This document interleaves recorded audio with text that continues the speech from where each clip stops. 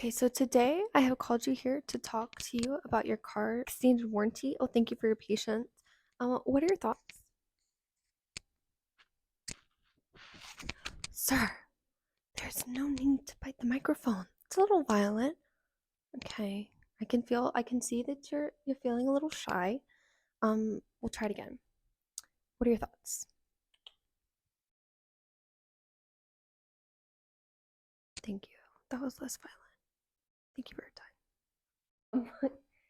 So today I'm going to be doing that Q&A video. So a few videos back, my classroom hall video, some of you expressed interest in a Q&A, getting to know me a little bit more, made me feel very good. Thank you very much. Thank you. And I'm finally sitting down to record that. I hope you like the intro. What's my dog Finley? Let's just get right into it, you know? So one of the questions somebody asked me was, do you have any pets? And how many? And I have two. That was Finley. He is a black lab pit bull mix. He's about a year old. And my other is Paisley. She's on this couch. She'll make her appearance at some point. She's in my other videos too. She is a hound pit bull mix. And both my dogs are rescues. Paisley's 8 years old. And like I said, Finley's a little over one. And they are my babies, my worlds. I love them with all my heart. And I'm sure you'll see them in lots of videos. I've had a lot of pets growing up. Like we had snakes, because my brother is really interested in snakes, dogs, cats, guinea pigs, ducks. We had some ducks at one point, lizards, all sorts. Animal loving family. But now, yes, I just have two of my own doggies. But yeah, so Q&A video. I've got my list of questions right here. So again, thank you so much for sending in questions. I really appreciate it. And I hope this video is interesting for you guys. And of course, as always, if you have any more questions, feel free to leave them down in the comments. I didn't get to do all the questions because I think that would be an extremely long video, but I might do a part 2 if you guys really like this video. So let's go ahead and get started. So sorry, I did not like how the sweater looked, and I think it would kind of be funny if I just held the microphone like this, like an actual little Q&A, podcasty, talk show, whatever. So let's get into it. The first question, what are your favorite things about teaching, and what have you found to be the most difficult? So this is a really great question. My favorite things about teaching are that every day is different. I get to walk around, have my own space. I feel like a leader in my classroom, in the school, in the community, which is a really great feeling. And you're making a difference in the lives of students and your coworkers, their parents. It feels like you're very involved in the community, and I love that. Absolutely love it. And again, you get to be creative, create your own lessons, and do kind of artsy things sometimes, which is quite nice. And I love that. Every day is different. It's an adventure. And yeah. Yeah, so what is the most difficult? Goodness. There are lots of difficult things. One of the most difficult things I would say is that you can't control everything. And you can't control what happens outside of the school day. You care so much about your students. They don't realize it, and maybe you don't realize it at first either. And then their kind of home life spills into the school, into your daily life in your classroom. And that's kind of a very challenging thing to wrap your head around, is that they might be having a hard time with their parents, with a sibling. It may have had a death in the family or just a really rough home life. And unfortunately, you still have the task of teaching them things. So it's really hard to think about that. I would say teaching is about pushing gently, you know, encouraging your students to understand that even though things are tough and that life may not be fair, they deserve an opportunity to thrive, and that you still have high expectations for them, which again is very challenging. Again, you just can't control everything. Sometimes you've got conflict, sometimes you don't get along, sometimes things are rough, sometimes students don't get along. It's an emotionally challenging job. So yeah, that it's there's a lot of difficult things. But when your students are understanding your lesson and they're really enjoying it and you're feeling connected and important to the community, feeling valued, it's definitely all worth it for sure. Okay, and kind of second part to this question would be what inspired you to want to become a teacher? There's a few different things here too. So I've always really liked school. My mom is a teacher. She's been teaching for 30 years. Go mom. My dad was subbing. He was teaching for a while too. Go dad. And so I've always been really involved in education. I loved school growing up. Absolutely loved going to college, university, learning new things. I love learning. And so when I was little, I really wanted to be a teacher. And then I got really interested in animals and I just thought, the animal route sounds really cool. And so now I'm kind of figuring out where I want to mesh these two things. But as far as why did I want to teach high school, I would really say that kind of is due to COVID. So when I would come back home during COVID from university, it's about a 2 hour drive. Um, I would drive by what they call like tent city. So students, or not students, but families, people in the community around Charlotte, North Carolina, were kind of gathered in tent cities, those that were struggling to find housing and didn't want to go to the homeless shelters. And those were on the highway, and I would always see that when I was driving back from university. And so that was, I don't know, that always really resonated in my mind. It's not only you're going through a pandemic, it's that people are really, really struggling. And this is part of the community. And I don't know, it just always really, really hit me different. So that was kind of in the back of my mind. And then through 2 years of Zoom University, I was just tired. I was exhausted, and whereas I wanted to go to graduate school, and I still do, I still really want to get my PhD, either in anthropology or biology, not sure yet. But I just realized that I was kind of burnt out and I needed to just take some time to do something different and make some money so that I could travel. I'm still trying to get my husband and I to go to Thailand for our honeymoon. We haven't been on our honeymoon yet. So I thought, you know what? There's a really high need for teachers in this area. It's an important community to me. I've always wanted to teach in some capacity. So why not? And like I'd said before, I'd been working for a veterinary clinic. It wasn't as fulfilling as I anticipated it to be. And I really thought that this would be more fulfilling and something that I would want to do. It would give me a lot of great experience for teaching in graduate school, for if I wanted to become a professor later. It's just great. And I think this is kind of an interesting perspective when I, talk to other people who are interested in education, especially those who are already teaching elementary, high school, or middle. The only kind of shift that you are allowed is elementary, middle, or high school. In my case, I would really like to become a really amazing high school teacher and take what I've learned in high school and transfer that to my college students someday in the future when I get my PhD. We all know that takes years. But I think it would be great to really understand the education system and understand where students are coming from and then teach them at a higher level, kind of understand where they're at and then push them even further.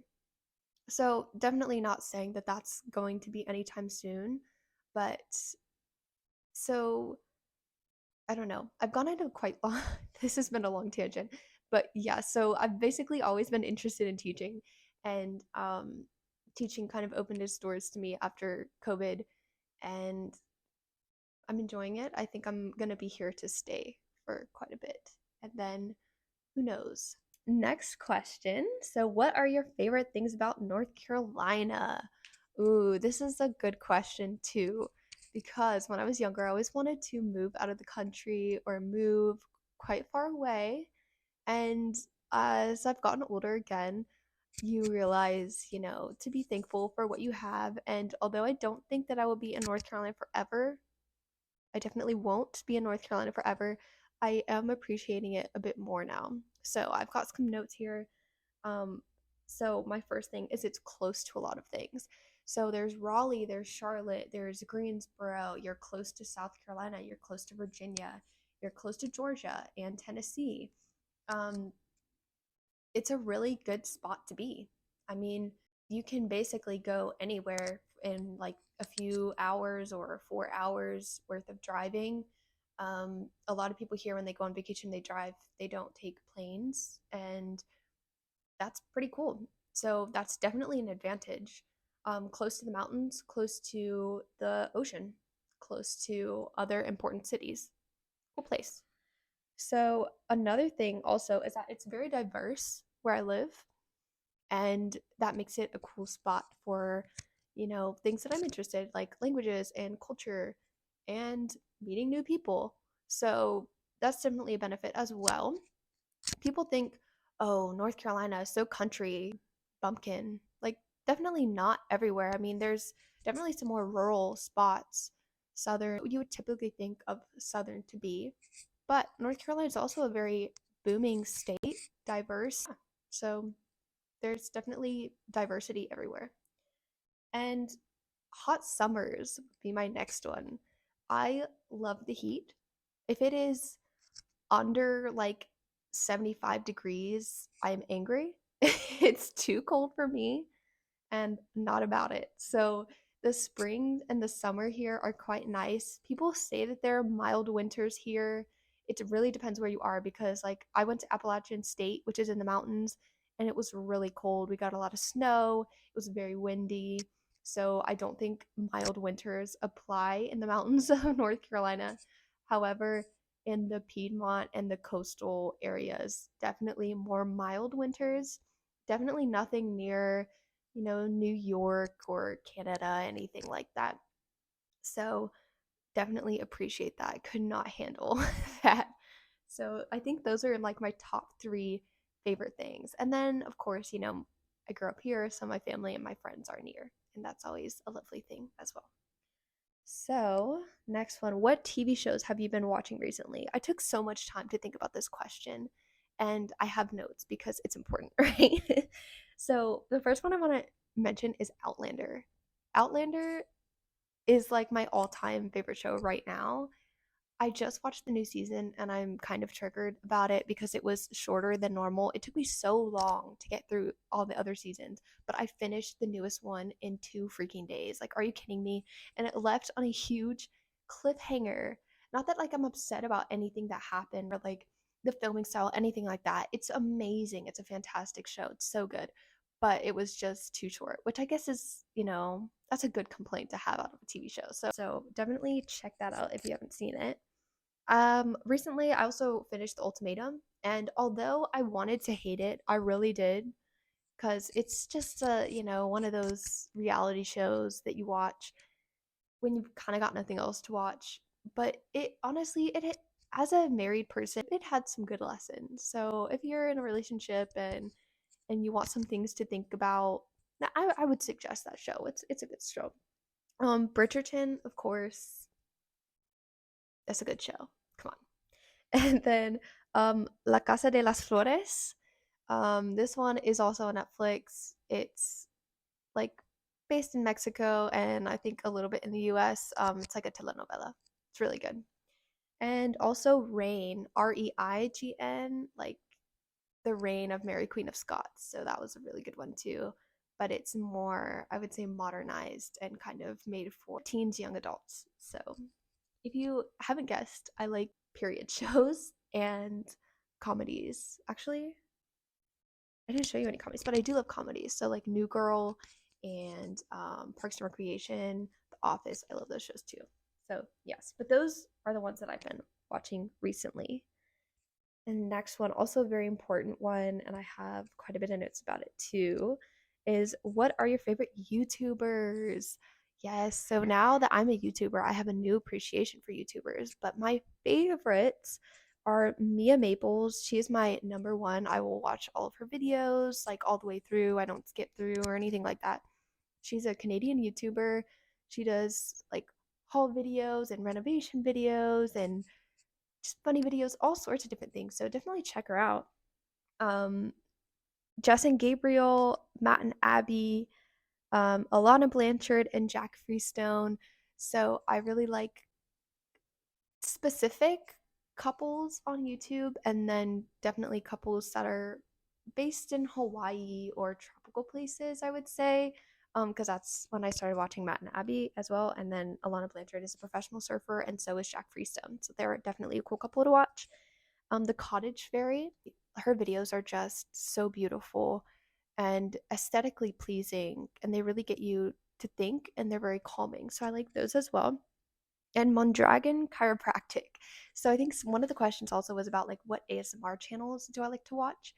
I honestly am not a huge ASMR person with like I think someone asked me to do a whispering video. I am going to be trying ASMR. I am, but I'm really want to invest in a good microphone before I do that. I want to do it justice, you know? So, but I do love the chiropractic videos, like the back cracking and like the bone cracking videos. I don't know, they just lull me to sleep. I love them. So, but she's my favorite to watch, and I definitely would recommend her channel for sure. What are your goals for a YouTube channel? Okay, so my first goal is to learn new skills. I liked to do some little videos, create little, I don't know, plays, videos, stuff like that on my mom's iPad when I was younger. So I thought this would be a really cool thing to kind of get back into that. I really liked it when I was younger and learn some new skills like video editing. I think it's a useful skill. Learning technology skills are great and good things to put on your resume. So it's just a new skill, kind of a new hobby that I wanted to learn anyways. And the next is to, just help people, maybe answer some questions about like teaching or school, things like that, and entertain them. So hopefully you are feeling either helped or entertained. If so, please like and subscribe, please.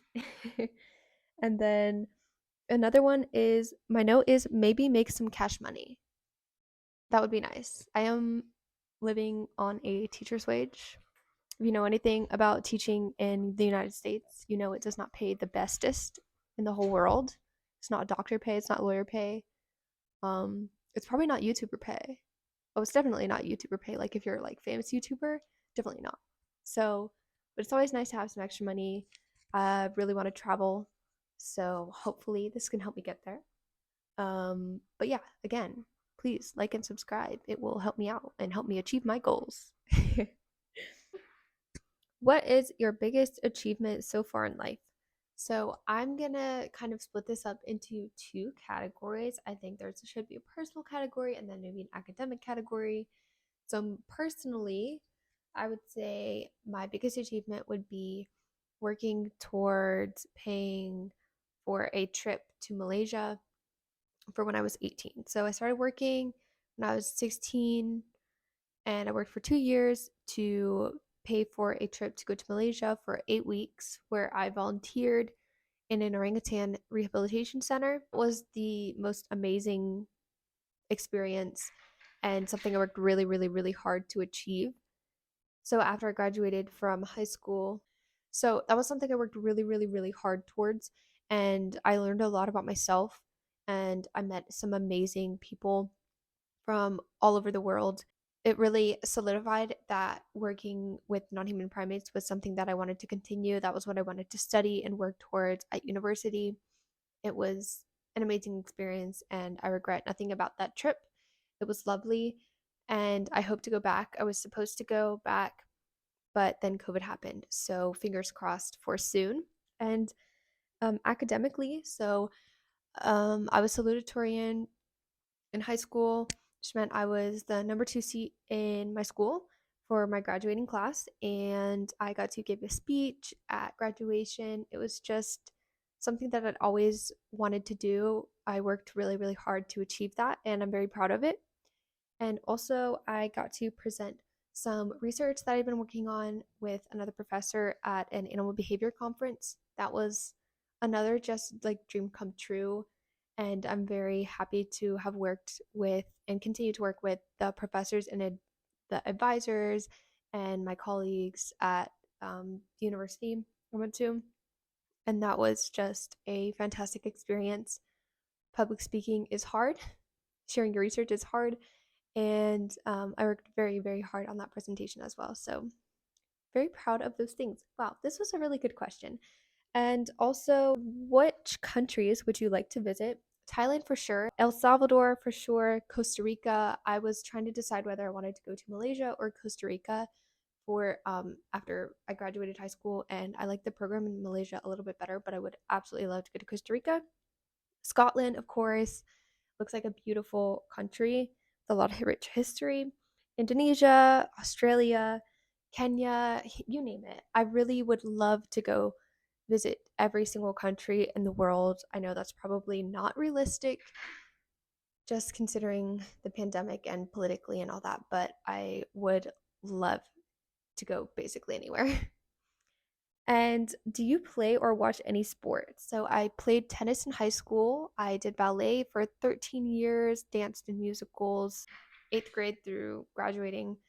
And I just love the arts. Theater, ballet has a very, very special place in my heart, as well as tennis. I still play, I just don't do tournaments. I play for fun now. And I love surfing. So if I was going to watch anything, it would be surfing.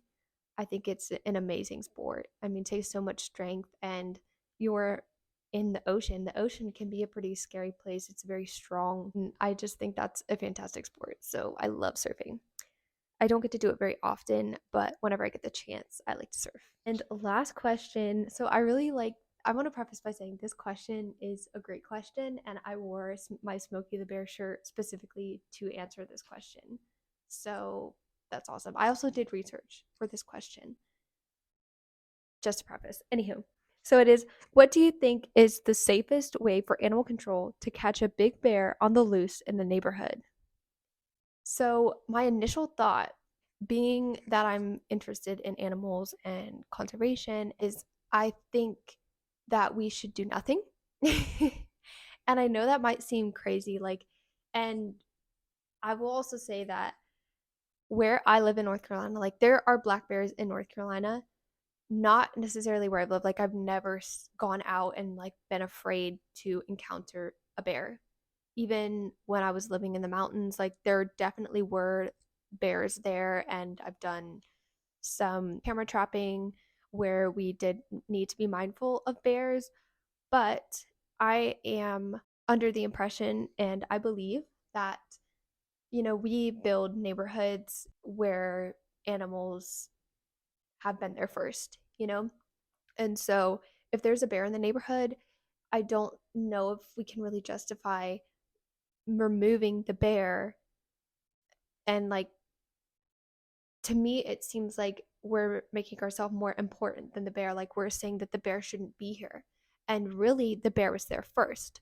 So it just, to me, seems like we shouldn't necessarily take the bear out of the neighborhood. I understand, like, if an animal's rabid, or it's really a dangerous animal, and it does not seem to be afraid of humans anymore, that you need to relocate it. But generally wild animals are afraid of humans, and there are things that we can do to make our neighborhoods and our living spaces less attractive to bears, which is, I guess, really what I'm really saying, is that I don't think that the safest way for an animal control to catch a bear is for them to actually do it. I think we should take the pre-steps and realize that there's things that we need to do to prevent the area being attractive to the bear. So, tie down your trash cans, you know, there's things that we can do to prevent bears, which is basically what I'm saying. I think we should prevent bears from wanting to be in our neighborhoods instead of trying to remove them once they're there. Because typically they'll just like be on their merry way anyways. And I don't study bears, again, I don't fear bears where I live, so I can't really say. But I do think also if you do have to relocate a bear, tranquilizing and then moving them to a safe area of the forest would also be probably the best way to do it as well, you know? But again, they can wander back into the neighborhood and then you're back to square one. So um, typically animals come back because they think it's attractive. And it's typically attractive because we are careless with where our trash bins are and stuff like that. So, and that was a very exciting question. I got very fired up. I did do research for that question, and I'll leave like the link below to about some more information on black bears. I got it from like a North Carolina wildlife site. Um, but yeah, so please don't come for me because I don't study bears, and I again don't have to worry about bears wandering on my neighborhood on a daily basis. So yeah, I've loved your questions. I really hope you enjoyed this. And please, please, please like and subscribe. And let me know down below what your favorite question was. And let's just give a clap to everyone who's sending questions. Thank you so, so much. Hope you guys have a wonderful day and stay safe from those bears.